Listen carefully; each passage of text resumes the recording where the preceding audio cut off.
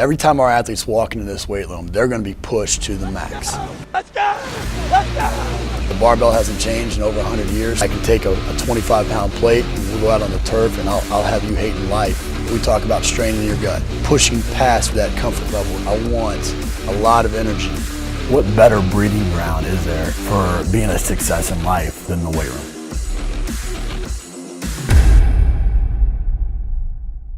Hey guys, welcome back to Iron Game Chalk Talk. I'm your host, Rob McKeefery, and this is episode number 256. I want to thank you guys for listening each week. Really, truly appreciate those of you that like, comment, share. This helps us continue to highlight the great people we have in our profession. Also appreciate our sponsors. We're at the CSCCA National Conference.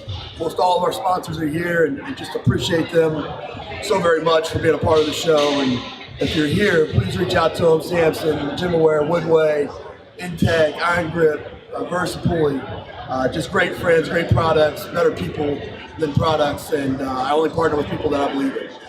This week, I'm joined by a good friend, Justin Lovett. Justin and I go way back, known him for quite a few years now, and just truly appreciate you coming on the show, man. Thank you. It's a live show. We've only done like 2 or 3 of these in 256 episodes. It's an honor to be here and appreciate having me. Justin, you've been Denver Broncos. You were in high school for a little bit. You were Georgia, Western Kentucky, now at Purdue. Which one of those experiences best defines you as a coach? I think we're all teachers. Number one, I just got done listening to Coach Bayless talk, and we have similar paths. But being a teacher, number one, defines me because in the college game or in the pro game, you're going to get athletes that have low training ages or high training ages, and you have to have an ability to meet them where they're at. So high-end guys or low-end guys, highly motivated guys, or guys that maybe take their skill set for granted when you first meet them, you have to find a way to reach them and then teach them. So being a teacher, I've been able to fall back on my teaching experiences at the pro level and at the college game more than anything. Yeah, I talk all the time. I have an 18-year-old son that I started coaching, and it might be the toughest coaching job I've ever had.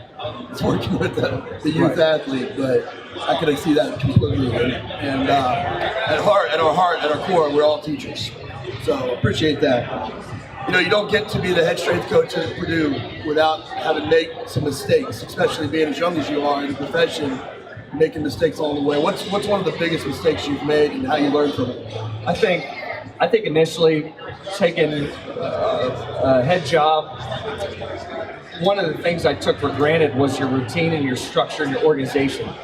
I felt that at the time of getting a head job, I was highly specialized and a great assistant. I could reverse engineer anybody's program. I could get into the nuances of specialties, speed, power, boxing, anything I could get into. But when it came time to run your own program, some of the things that you took for granted, which is your cues, how you cue, how you want your staff to cue, making everything cohesive was a challenge. So I think I was impatient.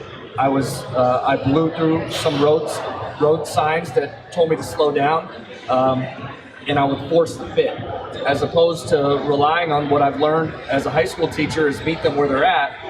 I was aggressive, hyper aggressive, because that's what you're supposed to do. Is you brought in there to win and change a culture and keep them healthy and improve certain physical attributes. So the biggest mistake I made was forcing the fit, being impatient, and really taking for granted some of the things that are secondary nature. How do you cue? How do you start them? How do you wrap up a workout? Some of those things. You and I met when we had a conversation with the Broncos, talking about life and the profession, and then I think I picked your brain more than you picked my brain about boxing and some of the stuff that you were doing. But I remember your journey. I remember you being that intern, that assistant, that GA, and you've been able to catapult yourself pretty quick to the profession to be a head strength coach at Western Kentucky, now Purdue. What are some of the things that you think that you wish you would have done as an assistant to better prepare you for the job you're doing today? understanding the big picture of how everything coordinates, whether how your speed and power work correlates with what the athletic trainers are doing. As an assistant, sometimes it's easy to get in a silo. And looking back on it, I didn't take the time to understand why the trainers felt certain ways about this type of work at this point during your off season. I was interested in what the head coach wanted to do, what the head strength coach wanted to do, and how best I could implement their plan without taking a step back to understand maybe the big picture and the larger scope of the process. We talked a little bit about the boxing. You know, that was back when you were doing that. You were one of the few programs that were doing it out there. What do you think now at Purdue University is what's most unique about your program, or maybe different than all the other programs that are represented here today? I think, number one, very position specific. Everybody does line combo and skill workouts. We do line combo and skill workouts in a small setting to where if you're a big lineman that needs more mobility, you can get that because we run small groups. We don't like to manage large groups, we like to coach them. So we have multiple groups throughout the day. We pull out our developmental kids for different progressions and volume. We pull out our quarterbacks, we pull out our specialists. So we have 7 different groups spliced throughout the football team at any given time of the year. Our modified guys are the other group, a guy with an AC issue, rehabbing meniscus surgery. So we accommodate those kids and pull them out to meet them where they're at. So we don't ever get in a situation you have to square peg, round hole a kid because he doesn't fit or he's not ready to jump in where somebody else is. You have 5th-year guys training with first-year guys. That's not acceptable because they might not be at that same level. I think what also makes us unique is we don't just do that in the weight room, we do that on the field with speed development, position-specific work, as well as the boxing, having specialties that fit them. Boxing, not just to do boxing aerobics, but boxing for our linemen or MMA concepts for our linemen so they can understand same hand, same foot power concepts. You need a mixed method approach to today's athlete because as you get new players, as you get new coaches and schemes, and at your different schools, your program evolves. And you have to find out what that group needs at this time to be successful for your head coach. So I think having that ability to identify what they need and move forward and attack is makes us a little bit unique. You went into Western Kentucky, then you go to Purdue, and each place you had to install your culture. You had to come in, and that's probably the biggest difference between being a head strength coach and being an assistant is the buck stops with you when it comes to the energy of the room, the execution, the logistics, the whole shebang.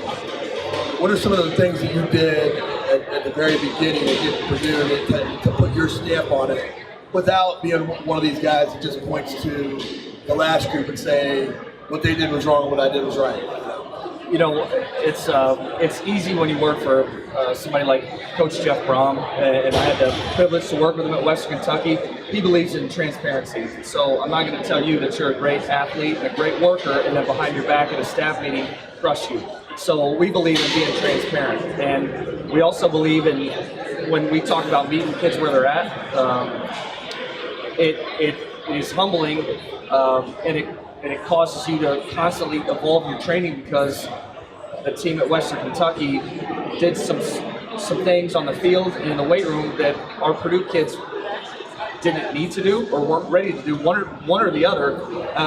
So there's no reason to take them there. There's no reason to, an understanding for us, you don't just take what you did at another school and drop it into these kids with different modifications and needs. Mobility issues, that doesn't work. So I think we understood early on that when it comes to transition, you have to evolve. Even if next year, you know, we were 7-6 this year. Next year, hopefully, we win more games. The roster changes with each recruiting class. So your program, you can't run the same program that we ran last year. we feel like we're repeating year one again. Last year we were in a different room. We had an advanced training age in terms of our linebackers, our defensive linemen. They were a lot of seniors. So we managed them a certain way, 4 lifts a week with regeneration. Now we're in a developmental area where we have a lot of younger athletes. There is no regeneration Wednesdays, and they're upset. We just won a bowl game. Why don't you? Because you're a different team. You're developmental. You need 5 days a week. You need 5 days of field work.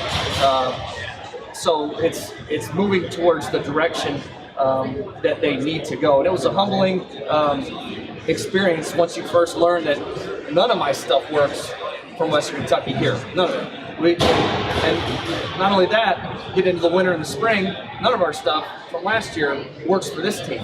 So being humble enough to understand that and diligent enough to work through that has been something we've leaned on, and really being transparent through the process with the kids. And that comes from Coach Brom. I'm not going to hide in a staff meeting and just make all those decisions. We have a tremendous staff. I'm gonna let the kids in on that process. Hey, this is where we're going, and this is why we're going in this direction. And none of that happens without somebody like Coach Brom that's very transparent in how he operates the entire program. So it's easy for us. That's a long-winded answer to say it's easy because of Coach Brom. Yeah, it makes it easy when you have a head coach that understands to one, empower you, but also when your mission, when your core values align together. Right. That's when it's really special, isn't it? Right. You mentioned your room. You just put together an amazing room. It's a pretty beautiful room. I always joke around with people, and I wrote this in my book about how as coaches we didn't take one finance class, we didn't take one economics class, but all of a sudden you're a head straight coach, you get thrown $1 million to create this incredible room, and you're looking at architectural drawings and electric and mechanical and all these types of things. What were some of the things that you had to do that maybe you could have done earlier to kind of prepare yourself, to upskill yourself, to be able to handle building a room from scratch? I think in conventions and conferences like this, you get to know more vendors.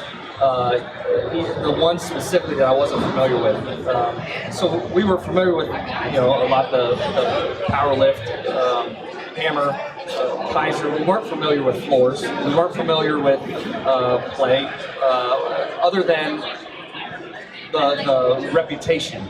So I didn't understand how a floor is laid. I didn't understand the differences between a competitor's floor and a floor that we were looking at, other than being able to jump on it.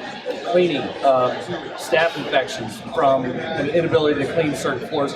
So those things I wasn't prepared for. So it was a learning. It was like a whole second job to get familiar with the product that we're laying down, because you only get one chance. If we felt that it was a legacy type of thing, we wanted it to stand the test of time in 20 years when we're not here. We want to come back and be confident that we chose the direction that was best for our players overall, not just maybe what was a fad or trendy at the time. So there was tremendous pressure. I think looking back on it, I wish I had a better and detailed understanding of not just squat racks, but everything that goes into making a room and a sustainable room and a versatile room. Right. What were maybe some of the mistakes? Every room that I've done 4 rooms, I've made mistakes in every one of them. What were some of the mistakes that you made, with the design, or you had to go back and fix something that you could help another coach avoid? Well, I didn't walk the usable space when it was being when the structure was being completed. So when we had our racks and we pulled them away from the platform, that eliminated a lot of the space that we had used for our back lines or our chest lines. We cherry picked the best vendors because we liked how the product felt, as opposed to being attached to the company. So we have anything from Hammer to Powerlift to Rogers to Cybex. But when we walked the floor and pulled our racks away from the platforms, that eliminated a whole line of what we're going to do with our neck machines, with our pitch charts. So we were we were upset that we wanted a lot of open space and a lot of usable space, not just to transition into a turf area for any dynamic movements. So I didn't walk that space as much as I should have. It ended up working out because we had a back wall that we had planned for storage, and we had hidden storage all over the room. It worked out good, but initially there was some panic, like, is this going to all fit? Even our coaches would come down, where are you going to put all this? You got 22,000 square feet and you're going to fill it up to where I can't walk? That's not acceptable. And so there was a little bit of concern, but we made it work, and we did eliminate some of the things that we wanted to do to favor space and versatility in terms of flow. So I think that was a mistake that we had to overcome. I've made, like you said, I've done 4 rooms and made mistakes in every one of them. I forgot water fountains in one room, so I've done that before. Now we end the show with some resources here. Give us the best piece of coaching advice you ever received. Rich Tootin, when I was in Denver, he was a head strength coach that had Super Bowl rings, worked with Terrell Davis and John Elway, and he was also at University of Florida and North Carolina. He'd tell me to be you, and it's cliche that you hear it all the time, but you have to be you. You have to understand everything about every player. You don't just work with who you want to work with. You have to understand the team. So from the walk-on to the 4-star to the long snapper to the quarterback, there is no different. They're all players that are coming to you to improve their physical attributes. So there is no distinction between a Pro Bowl guy and unrestricted free agent. There is no difference. So be you in how you deal with them and care for all of them. So that was the biggest piece of advice I got from Rich Tootin. He's a giant in our industry and a legend in our game. Give us a book, app, and website recommendation. The book that I refer to quite a bit when I'm thinking about how to reach athletes is by Teddy Atlas, From the Streets to the Ring. And he wrote it a while ago, and it has anecdotes from his career as a boxer, his career as a boxing trainer, working with Michael Moore in heavyweight championship fights. And I like that book because it's relatable regardless of the age of who you're working with. Quitting or not punching back is the same universally to an 18-year-old kid, to a 27-year-old pro player, and that's one of the things in that book that resonates with me. So I'll tell you, that was a good book. The app that I use, and it's not for entertainment purposes, but it's really as a defense mechanism when kids have an opportunity to go to the nutritionist and investigate supplements. And we've seen supplements fight players for a year from the NCAA. So I like to have and be a resource. So our trainers got us on this one, Aegis Shield. And so they don't want to talk to the trainer because the trainer might tell them, don't take that. They want to talk to the nutritionist because the nutritionist might say, don't take that. So I have the app where I can scan whatever they bought at GNC, find out the lot number, find out the risk, tell them in real terms, if you're going to take that, get a different lot batch. If you're going to take that, then you're playing roulette. Or, hey, that's pretty safe. Now you can safely take it without being ridiculed to your trainer or your dietitian. To a certain degree, right? To a certain degree. Any websites, Gregory? You know, I do like Strength Performance Network. I do see what they do, and I have liked that website quite a bit because they just show videos of places that I can't have access to. They'll get into pro facilities, they'll get into college facilities, and if I make a call or one of our staff makes a call to try to get in that room, can't get in there. And so I like Strength Performance because of the videos and because they get access to people that we can't really talk to. Well, I love doing these things, and more importantly, I love doing them with friends that I've been able to see their journey. And what I love about you specifically is the fact that the guy that I met from the Denver Broncos and the guy that I see today, it's the same authentic guy. You made the most of every opportunity, and along the way, you're finding your ways to give back to the profession. And I appreciate the way you're doing your work, appreciate the job you're doing, and appreciate the friendship. Well, thank you. I appreciate what you're doing for our business and our elevating our industry, and this business and profession is much better with you in it, and appreciate all you do as well. That's it for this episode of Iron Game Chalk Talk. Thanks to this week's guest as well as our sponsors for bringing this episode to you for free. Make sure to check out ronmckeefery.com where you can join our mailing list, find the show notes, including all the links and resources mentioned, and information about Coach McKeefery's other products. While you are there, please join Coach McKeefery in the comments section thanking our guest for sharing. If you haven't subscribed to Iron Game Chalk Talk on YouTube or iTunes yet, make sure to do so. Comments, ratings, and reviews are always welcome. Coach McKeefery can be found on Twitter at @RMcKeefery, on Facebook and YouTube at /Ron.McKeefery. That's it for this week. Be sure to check back next week for another great episode of Iron Game Chalk Talk.